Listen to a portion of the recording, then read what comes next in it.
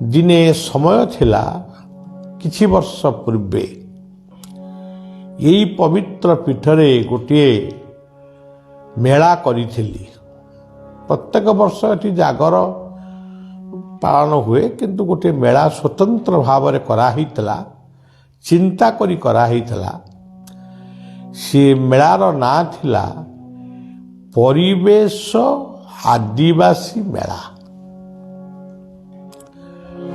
परिवेश को आदिवासी माने सुरक्षा दियंतु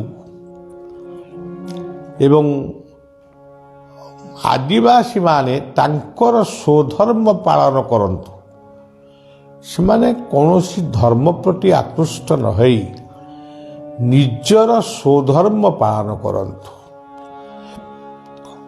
तांकर तीनोटी देवतांकर कथा एठी कीर्तन कराइतला। मारांग बुरु कहले महादेव बा बलदेव। धर्मदेव कहले जगन्नाथ। आम मतरे जगन्नाथ तांको मतरे धर्मदेव। चांद बंगा कहले चांदमुही बा सुमा सुभद्रा। ये जो मारांगुरु धर्मदेव चांद बंगा ये तीनोटी शब्द को नहीं गोटे कीर्तन भी अखंड रही। परिवेश आदिवासी मेला रे नवद्वीप धामरू आसी सबू माने केते व्यक्ति को आमे आमंत्रण करिथिलु।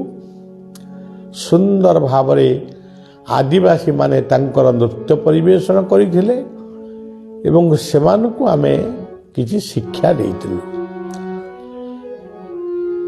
3 दिन धरी चली थला। तेणु आमे जीवन रे बहुत काम करिचु जो काम आमे सरकार को जणे ना कि सरकार हमको खोजी नथिले किंतु आज से सबूर हिसाब आज सरकार पाखरे पहुंची। आमे काम करी बड़ हेचु से गोटे शब्द ए गोटे कविता हम जीवन को आदर्श करिया पई सबुबले प्रेरणा देइछि। मानव जीवन नुहई केवल वर्ष मास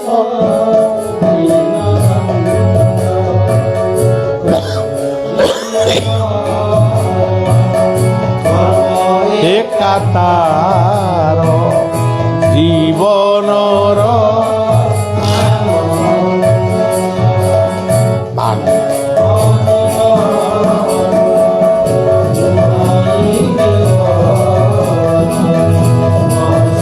मास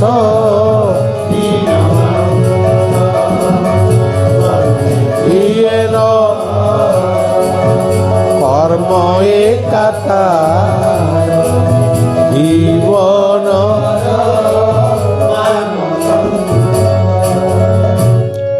जेतबेले यही परिवेश आदिवासी मेला आमे करूथलु सांताल कम्युनिटी जड़े मंत्री एठाकार थिले जड़े नारी नेत्री श्रीमती सरस्वती हेम्ब्रम। सी ये कार्य को त्वरान्वित करने आग्रह प्रकाश करते सबु प्रकार साहाय्य मध्य करथिले। आदिवासी भाई भौणी मानकु आमे जणाउथलु तुमर जी बंदाण पर्व आमर सी गम्हा पूर्णमी पर्व। तुमे जो करमा पूजा करूच आमर सही करमा पूजा होची आमर कर्म देवतांकर पूजा बलदेवंकर पूजा। तुमे शाल गछ को पूजा करूच शाल जंगल को सुरक्षा कर यही सब आह्वान आमे देइथिलु। କିନ୍ତୁ ଅନେକ ବିରୋଧ ଶକ୍ତି ମାନେ ମୁଣ୍ଡ ଟେକିଲେ।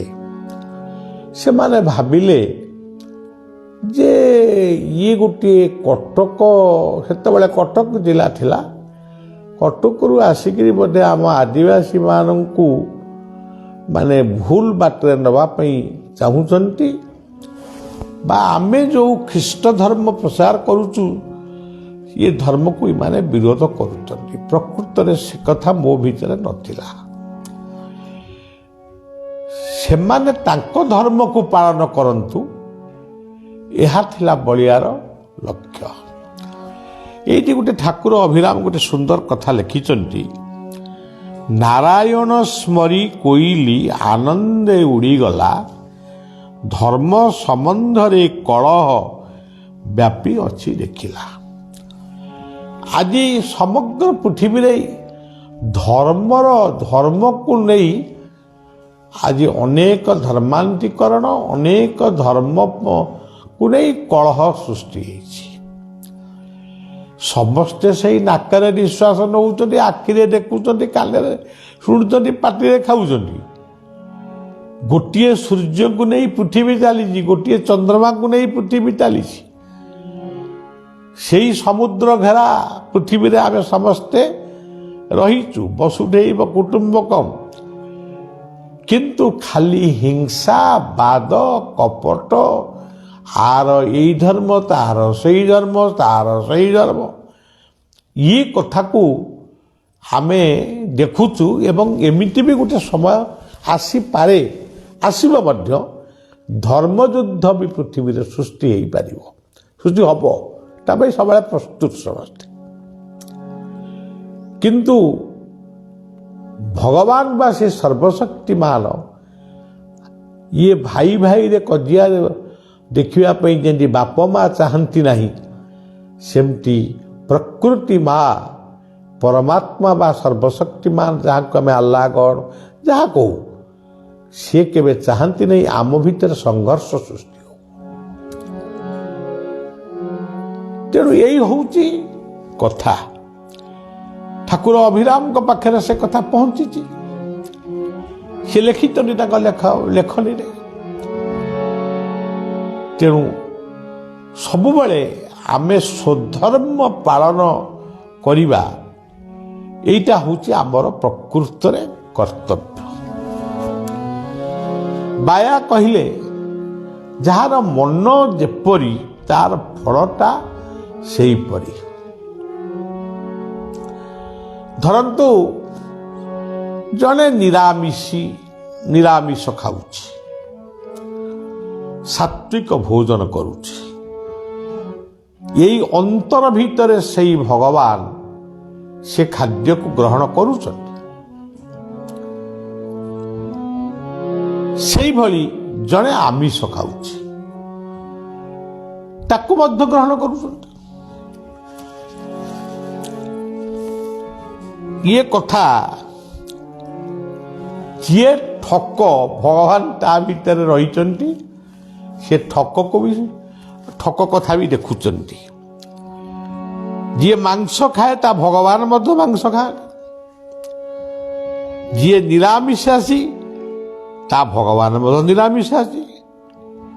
ସୁରଦାସ କହିଛନ୍ତି, ହାୟ କହୋ ତ ହାୟ ନହିଁ, ନହିଁ କହା ନ ପାୟ, ହାୟ ନହିଁ को विश्व में साया मेरे समाय।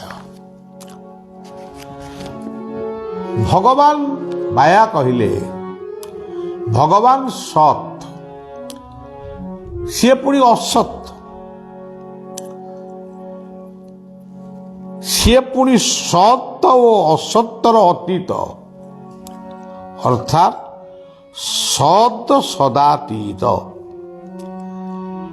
ये सब केवल मनोवृत्ति अनुसार चली। सी मनोवृत्ति आज आउ नाही, से लेखा नाही, से लोक मध्य नाहांती। ये जो सत असत दुईटी कथा कहले बाया, बलिया ता भाषा रे सब लोकों को कहे, देखो तो सत, आमे कौन असत, ଆମେ ପରିବର୍ତ୍ତନଶୀଳ ବୋଲି ଆମକୁ ମିଥ୍ୟା କୁହାଯାଉଛି। ବୃକ୍ଷ, ତରୁ, ତୃଣ, ଲତା, ପଶୁ, ପକ୍ଷୀ, କୀଟ, ପତଙ୍ଗ ଏମାନେ କ'ଣ ଅସତ? ଅଛନ୍ତି, ଆମେ ତାଙ୍କୁ ଦେଖୁଛୁ, ତାଙ୍କ ସାଙ୍ଗରେ ବ୍ୟବହାର କରୁଛୁ, ଆଉ ଅସତ କେମିତି ହେଲେ? କିନ୍ତୁ ଇଏ ଯେଉଁ ସତଟା ଏଇଟା ପରିବର୍ତ୍ତନଶୀଳ, ଏଇଥିପାଇଁ ୟାକୁ ଅସତ ବୋଲି କୁହାଯାଉଛି, ମିଥ୍ୟା ବୋଲି କୁହାଯାଉଛି। ଅପରିବର୍ତ୍ତନୀୟ ବିଶ୍ୱର ଯାହା ଥିଲା ଆଜି ନାହିଁ, ଆଜି ଯାହା ଅଛି ଆଉ କିଛି ବର୍ଷ ପରେ ଆଉ କିଛି ପରିବର୍ତ୍ତନ ହେଇପାରେ। କିନ୍ତୁ ଯିଏ ଏ ସୃଷ୍ଟିକୁ ସୃଜନା କରିଛନ୍ତି ସିଏ କିନ୍ତୁ ଅପରିବର୍ତ୍ତନୀୟ, ସେ ଯାହା ଥିଲେ ସେଇଆ ଅଛନ୍ତି। ପ୍ରକୃତି ମା ସେ ପ୍ରତି ପରିବର୍ତ୍ତନ ହେଇଯାଇପାରେ, ଜଳବାୟୁ ପରିବର୍ତ୍ତନ ହେଇଯାଇପାରେ, ସେ କିନ୍ତୁ ପରିବର୍ତ୍ତନ ହେବେନି। ସେଥିପାଇଁ ତାଙ୍କୁ ଏକମାତ୍ର ସତ୍ ବୋଲି କୁହାଯାଉଛି। ଅସତ୍ କ'ଣ? ପରିବର୍ତ୍ତନଶୀଳ, ଇଏ ହେଲା ଅସତ୍ ଗୋଟିଏ। ଆଉ ଗୋଟିଏ ଅସତ କ'ଣ? ଏଇ ଯେଉଁ ଜଡ଼ ଆପଣମାନେ ଦେଖୁଛନ୍ତି, ଯାହାକୁ ଜଡ଼ ବୋଲି କହୁଛନ୍ତି, ମାଟି, ଗୋଡ଼ି, ବାଲି, ପଥର, ଇଏ କ'ଣ ସବୁ ଅସତ? ହଁ, ଏମାନେ ଅସତ ବୋଲି ଆମକୁ କୁହାଯାଉଛି। ତାଙ୍କ ବିନା ଆମେ ବଞ୍ଚିପାରିବା କି? ମାଟି ଅସତ, ମାଟି ବିନା ଆମର ସ୍ଥିତି ଅଛି କି? ଜଳ ବିନା ଆମର ସ୍ଥିତି ଅଛି କି? ପବନ ବିନା ଆମର ସ୍ଥିତି ଅଛି କି? ତାହେଲେ ଜଡ଼ ଓ ଜୀବନ ଏ ଦୁଇଟିକୁ ନେଇ ଇଏ ସୃଷ୍ଟି ହେଉଛି ଲୀଳାଞ୍ଚଳ, ଲୀଳାର ଅଞ୍ଚଳ। କିନ୍ତୁ ଏତିକି କଥା, ଜଡ଼ ଜଡ଼ ଜାଗାରେ ଅଛି, ସେ ନିଜେ ବ୍ୟବହୃତ ହେବା ପାଇଁ ଚାହୁଁନି, ଆମେ ତାକୁ ଗବେଷଣା କରି ବ୍ୟବହାର କରୁଛୁ। ଧରାଯାଉ ଇଏ ଘରଟା ଅସତ, କିନ୍ତୁ ଏ ଅସତ ପଦାର୍ଥରେ ବା ଜଡ଼ରେ ମାଟି, ରଡ଼, ଗୋଡ଼ି, ବାଲି ୟାକୁ ସବୁ ତିଆରି ହେଇ ଗୋଟେ କୋଠା ଘର ହେଇଛି ବୋଲି, କି ଛପର ଘର ହେଇଛି ବୋଲି, ଟିଣ ଆଜବେଷ୍ଟ ଘର ହେଇଛି ବୋଲି ତା ଭିତରେ ଆମେ ରହିଛୁ ନା ଆନନ୍ଦରେ। ଆଉ ଏଇ ବର୍ତ୍ତମାନ ଆମେ ଯେଉଁ ବାରିପଦା ଆଶ୍ରମରେ, କାଲାଦିନେ ଆଶ୍ରମରେ ରହିଛୁ, ପ୍ରଚଣ୍ଡ ଶୀତ। ଆମେ ବାଲେଶ୍ୱର ନୁହେଁ, ସ୍ୱରରେ ଏସି ଲଗେଇକି ଶୋଉଥିଲୁ। ଏଠି ବର୍ତ୍ତମାନ କମଳ ଘୋଡ଼େଇ ହେଇକି ଶୋଉଛୁ, ଏଇ ଟୋପି ମଡ଼େଇକି ପଳିଆ ବଇଛି। ଯଦି ଏଠି ଘର ଫର କିଛି ନଥାନ୍ତା, ଆମେ ନା କ'ଣ କରିଥାନ୍ତୁ? କମଳ ଘୋଡ଼େଇକି ବଇଥାନ୍ତୁ। ତେଣୁ ଇଏ ଦୁନିଆରେ କିଛି ଅସତ ନାହିଁ। ଅସତ ଭିତରେ ସତ୍, ସତ୍ ଭିତରେ ଅସତ୍। ଯେଉଁମାନେ ବାଛି ଦେଉଛନ୍ତି ଏଇଟା ଅସତ୍, ସେଇଟା ସତ୍, କିନ୍ତୁ ବଳିଆ ବାଛି ପାରେ ନା। ବଳିଆ ବାଛେ ସବୁ ଭିତରେ, ଜଡ଼ ଭିତରେ ସେ ଗୁଣ, ବୃକ୍ଷମାନଙ୍କ ମଧ୍ୟରେ ସେ ବି ଔଷଧୀୟ ଗୁଣ, ଅମ୍ଳଜାନ କିଏ? ସେ ଭଗବାନଙ୍କର ଶକ୍ତି, ସତ୍ର ଶକ୍ତି। ସେଇ ମାନେ ଏଇ ପ୍ରକାରରେ ଆପଣ ବୁଝନ୍ତୁ, ପ୍ରାଣୀମାନଙ୍କ ଭିତରେ ଦିବ୍ୟ ଜ୍ଞାନ ନଥାଇପାରେ, ଜ୍ଞାନ ଅଛି କି ନାହିଁ? କୁକୁର ମା କୁକୁର ଛୁଆକୁ ଖୋଜୁଛି କି ନାହିଁ? ବାଘ ମା ବାଘୁଣୀ ତା ଛୁଆକୁ ସେ ଗେଲ କରୁଛି କି ନାହିଁ? ତେଣୁ ଜ୍ଞାନ ସବୁ ଜାଗାରେ ଅଛି। ହଁ, ମଣିଷ ଗୋଟେ ଦିବ୍ୟ ଜ୍ଞାନର ଅଧିକାରୀ ହେଇଛି, ଏହା ସତ୍ୟ। କିନ୍ତୁ ଦିବ୍ୟ ଜ୍ଞାନକୁ ନେଇ ଅଜ୍ଞାନ ତ ଅଜ୍ଞାନ, ମାନେ ଆହୁରି ତଳ ନିମ୍ନ ଗାମୀ ସେ ହେଇଯାଉଛି, ଏହା କ'ଣ ଭୁଲ? ଆଜି ପୃଥିବୀରେ ଧ୍ୱଂସାସ୍ତ୍ର ତିଆରି ହେଉଛି। ମୋର ପିଲାମାନେ, ଆପଣମାନେ ଖାଲି ଏତିକି ଭାବନ୍ତୁ, ଯେତିକି ଧ୍ୱଂସାସ୍ତ୍ର ପୃଥିବୀର ବିଭିନ୍ନ ଦେଶ ପ୍ରତିଯୋଗିତାମୂଳକ ତିଆରି କରି ବିକ୍ରି କରୁଛନ୍ତି, ସେଗୁଡ଼ିକ ଯଦି ଥରେ ଫୁଟିବ ବିଶ୍ୱ ରହିବ ତ? ଯେତେବେଳେ ଆଦିମ ମଣିଷମାନେ ଯୁଦ୍ଧ କରୁଥିଲେ, ପଥର ତିଆରି କି ଲୁହା ତିଆରି, ଲୁହା ଫୁଆ ବ୍ୟବହାର ଜାଣିନଥିଲେ, ସବୁ ଅସ୍ତ୍ରଶସ୍ତ୍ର ବ୍ୟବହାର କରୁଥିଲେ। ସେମିତି କ'ଣ ଆମର ବ୍ୟବହାର ସୀମାନ୍ତକୁ ଜଗିଲେ ହେବନି? କେବଳ ପରମାଣୁ ବୋମା ହିଁ ଦରକାର। ତେଣୁ ସଜ୍ଜନ, ଇଏ ହେଉଛି ଆଜିର କଥା। ଆମେ ଆମିଷ ଖାଇବୁ କି ନିରାମିଷ ଖାଇବୁ, ଇଏ କଥା ଆମର ରୁଚି ଉପରେ ନିର୍ଭର କରେ। କିନ୍ତୁ ଆମ କର୍ମଟା ସତ୍ ହେବା ଉଚିତ, ଆମର ଚିନ୍ତାଟା ସତ୍ ହେବା ଉଚିତ, ଆମର ବ୍ୟବହାର ବି ସତ୍ ହେବା ଉଚିତ। କିଏ କ'ଣ ଖାଉଛି ନ ଖାଉଛି ଆମେ କହିବା ସେ ଖାଦ୍ୟ ଭଲ ନୁହେଁ। ଯେଉଁମାନେ ଖାଉଛନ୍ତି, ଧର ଚାଇନିଜ ମାନେ ବିଭିନ୍ନ ପୋକ ଜୋକ ସବୁ ତାଙ୍କର କ'ଣ ଭାଜି ଭୁଜିକିରି ଖାଆନ୍ତି, ସିଏ ଆଜି କେଉଁଠି? ସିଏ ଆଜି ବିଶ୍ୱର ଏକ ମହାନ ଦେଶ ରୂପରେ ପରିଚିତ ହେଇଛନ୍ତି। ସେଠି ବି ବିଜ୍ଞାନର ଅଗ୍ରଗତି ହେଇଛି। ଆମେରିକାନ ମାନେ ହଁ ବହୁତ ମାଂସାଶୀ ବା ଆମିଷାଶୀ, ସିଏ କେଉଁଠି? ରୁଷ କେଉଁଠି? ଚୀନ କେଉଁଠି? ଜାପାନ କେଉଁଠି? ଇଏ କ'ଣ ସବୁ ନିରାମିଷାଶୀ ଦେଶ? ଭାରତରେ ଆମେ ଅନେକ ନିରାମିଷାଶୀ ଅଛନ୍ତି, ଅନେକ ଆମିଷାଶୀ ଅଛନ୍ତି। ତେଣୁ ଯେଉଁମାନେ ଆମିଷ ଖାଉଛନ୍ତି ସେମାନେ କ'ଣ ଭଗବାନଙ୍କ ସାନ୍ନିଧ୍ୟ ଲାଭ କରୁନାହାନ୍ତି? ଯିଏ ନିରାମିଷାଶୀ ସେ ବି କରୁଛନ୍ତି, ଆମିଷାଶୀ ବି କରୁଛନ୍ତି। କିନ୍ତୁ ତାହେଲେ ଦୁନିଆରେ କ'ଣ କରିବା ଉଚିତ? କର୍ମ ହିଁ ଭଗବାନ। ଯେଉଁମାନେ ନିରାମିଷ ଖାଉଛ ଖାଅ, ଆମିଷକୁ ଲକ୍ଷ୍ୟ କର ନା। ଯିଏ ଆମିଷ ଖାଉଛ ସଂକଳ୍ପ କର ଜୀବ ହତ୍ୟା ନ କରିବା ପାଇଁ ସଂକଳ୍ପ କର। କିନ୍ତୁ ସବୁଠାରୁ ବଦମାସ ଖାଦ୍ୟ ହେଉଛି ନିଶା ମାଦକ। ତାକୁ ଆଗେ ଛାଡ଼। ତେଣୁ ଆମେ ସମସ୍ତେ ଭଲ ମନର ମଣିଷ ହେବା। ବାୟା ବାବାଙ୍କର ସେ କଥାଟିକୁ ଆମେ ମନେ ପକେଇବା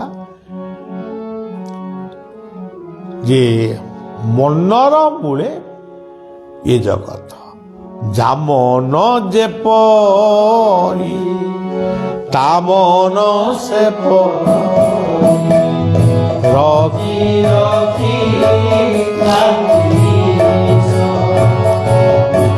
ମନାସୀ ଲଭନ୍ତି ନିଜ ମନା, ଯାମନ ଯେପରି ତାମନ ସେପରି, ନିଜ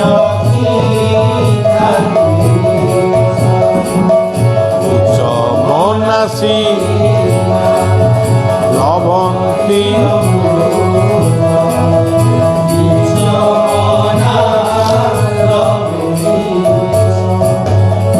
କିଏ କ'ଣ ଖାଉଛି, କିଏ କେମିତି ରହିଛି, ସାଡ଼କୁ ଜମା ଅନାନା। କ'ଣ କିଏ ଖାଉଛି ଖାଉ, କ'ଣ କରୁଛି କରୁ। ମନକୁ ପବିତ୍ର କର, ମନକୁ ସୁଦୃଢ଼ କର, ସଂକଳ୍ପ କର ମୁଁ ଗୋଟିଏ ଭଲ ମଣିଷ ହେବି, ମୋ ପରିବାରକୁ ସୁନାର ପରିବାର କରି ଗଢ଼ିବି, ମୋ ସୁନ୍ଦର ପରିବେଶକୁ ମୁଁ ନ ଗଢ଼ିପାରେ, ମୋ ବାଡ଼ି ବଗିଚାରେ ଗଛ ଫଛ ଲଗେଇବିନି, ଶାଗ ମୁଗ ଲଗେଇବିନି, କିଛି କରିବିନି, ପେଟୁଙ୍କ ଭଳିଆ ଖାଇବି, ପୁଳାଏ ଲୋକ ଯୋଗେ ଖାଲି ବାହାଦୁରୀ ଗପ ଗୁଡ଼ାଏ ଗପିବି, ଖେଳିବି, ପୁଣି ଖାଇବି, ପୁଣି ଶୋଇବି, ପୁଣି ଶୋଇବି, ପୁଣି ଖାଇବି। ଇଏ କ'ଣ ଗୋଟେ କାମ? ଇଏ କ'ଣ ମଣିଷ ପଡ଼ିଆ? ତେଣୁ ସଜ୍ଜନ, ମନୁଷ୍ୟ ଦେହେ ଦିବ୍ୟ ଜ୍ଞାନ ଦେଖି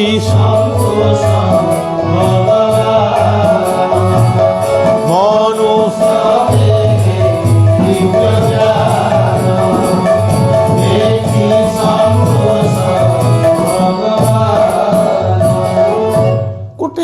गोटे पिला आमर कहला पाठुआ पिलाटी फोन कली माने मोर अन्य विषय कथा करने से सब हसिला कहला ये मनीष गुड़ा कौन देवे बाबा को कौन कौन सम्मान पद्मश्री कहले अरे अरे अरे रे ये मनीष भगवान ये आविर्भाव हुंती अवतार नियंती रामकृष्ण आदि अवतार माने मनीष पाई जन्म हुंती जीशुख्रीष्ट मनीष पाई जन्म होते मोहम्मद मनीष पाई जन्म होते भगवान बुद्ध मनीष पाई जन्म होते गुरु नानक मनीष पाई जन्म होते मनीष प्रशंसा करबनी आ किए मनीष पुरस्कार दबनी ताकू दब किए कौन भगवान उपरू आसिक आमको ओल्लैकी देवे भगवान मनीष माध्यम सब करती तुम्हें भूल बुझीच जहू मानव सृष्टि को तहू विश्राम सर्वली जहू मानव सृष्टि को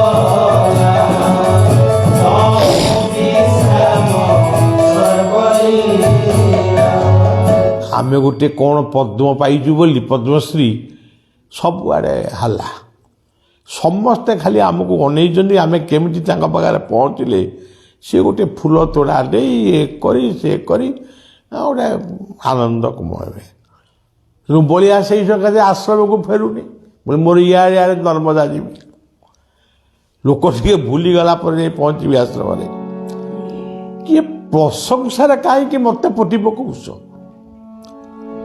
निजे प्रशंसनीय मनीष हवापाई चेष्टा कर प्रशंसा जदि मो भीतर अहंकार सृष्टि करे मु आउ थे मनीष जन्म हेबी तो मो बाघ भालू हो जन्म हेबी ये सब बलियार जम्मा ये नहीं गोटे पिला हम बाबा आज मोर बहुत आनंद दिन भाव प्रवण कौन हो भाव प्रवण कौन हो ये कौन भाव प्रवण पाठ पढ़ीच चाकरी करिच ये कौन भाव प्रवण तेणु भाव रख ये सब भाव प्रवणता भली व्याधि को दूरीभूत कर जीवन को कर्ममय कर वैकुंठ गोटे भल पद गाइले ताको गोटे भल गीत अच्छे किंतु पढ़ी पारुनी समय अभाव गोटे कथा खाली कहले भाई पढ़ रे गीता तेजी जीवन भरिब पवित्र पढ़ रे गीता तेजी जीवन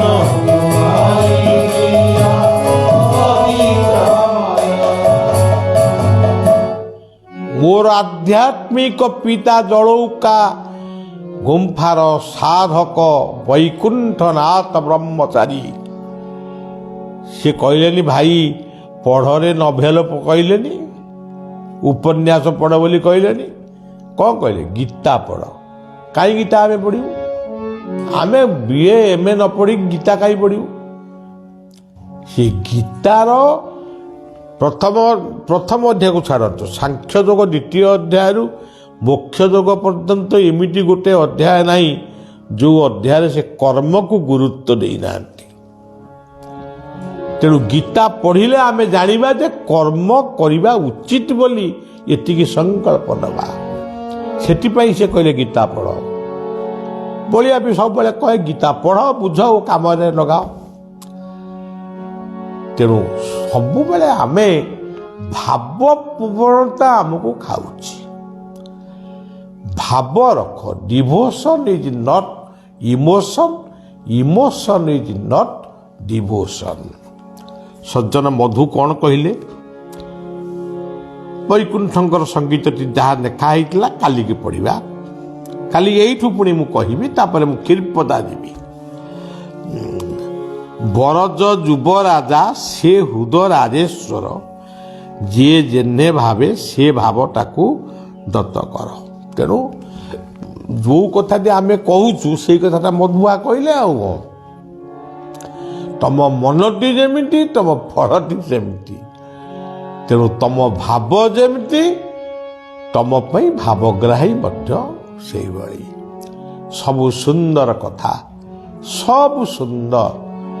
ତାଙ୍କ ସୃଷ୍ଟିରେ କିଛି ଅସୁନ୍ଦର ନାହିଁ। ସୁନ୍ଦର ତୁମ ଚରଣ, ସୁନ୍ଦର